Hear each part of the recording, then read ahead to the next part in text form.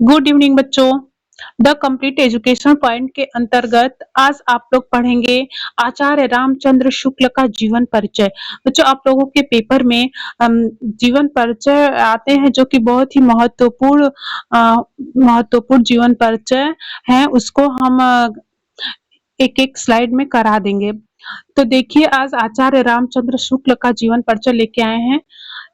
आचार्य रामचंद्र शुक्ल जीवन परिचय में इनका क्या शुभ नाम क्या था? आचार्य रामचंद्र शुक्ल। इनका जन्म कब हुआ था बच्चों? तो 4 अक्टूबर 1884 ईस्वी।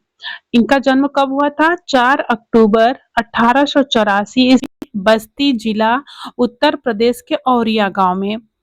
इनका जन्म जो था 1884 ईस्वी में, कहाँ पे? उत्तर प्रदेश के बस्ती जिला में औरिया गांव में।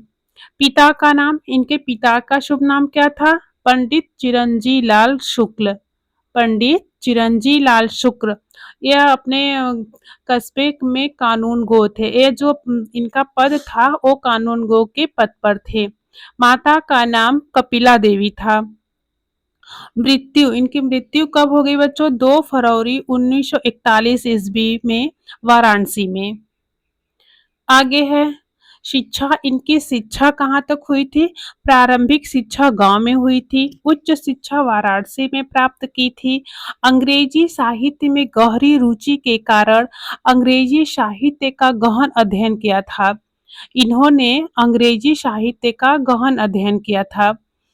इनका साहित्यिक जीवन जो है, आचार्य रामचंद्र शुक्ल साहित्य के इतिहासकार थे, आलोचक थे, निबंधकार और अनुवादक के रूप में प्रसिद्ध हुए थे।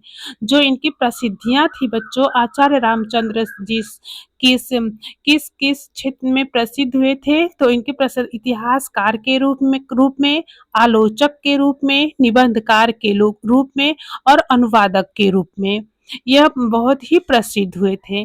उन्होंने हिंदी आलोचना को वैज्ञानिक दृष्टि प्रदान की थी। इन्होंने रस मीमांसा और साहित्य का उद्देश्य जैसे निबंधों द्वारा आलोचना को आधारभूत की दिशा दी। शुक्ल जी का सबसे महत्वपूर्ण योगदान हिंदी साहित्य का इतिहास है, जो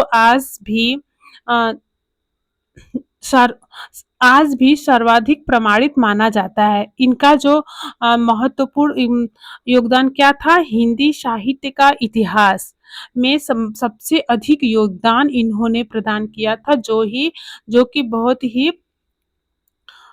लोकप्रिय माना गया। अगला है बच्चों, आगे है इसके प्रमुख कृतियां। इनकी प्रमुख कृतियां क्या थी? इतिहास और आलोचना। इतिहास आलोचना में क्या क्या था बच्चों इनके?